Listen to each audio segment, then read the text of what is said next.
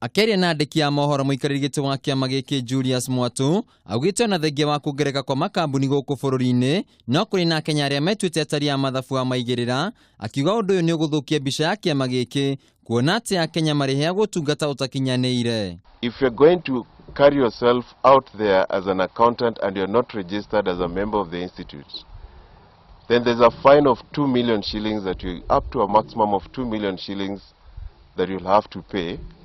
And in addition to that, if you continue using that designation, after that, there's an additional charge of fine of 2,000 shillings per day of when you'll be using that particular designation.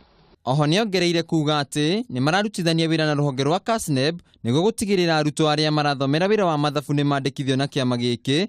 Ndeto iria inyitĩtwo mbaru ni murugamiriri munene wa ruhonge ruru Edwin Makori. Accountants in Kenya have been operating within a remuneration framework, without a remuneration framework to guide them on what to charge for various services and specialties in accountancy profession.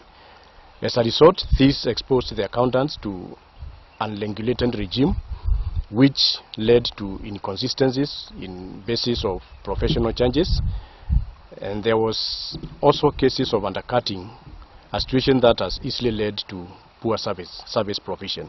Mwena-ini wake munini wa muikariri giti ruhonge-ini ruru ni ateterithitie ati ni maranyita mbaru mutongoria wa bururi bara-ini ya ungumania. Handu-ini ha Kameme TV, njitagwo Wainaina wa Makiaria.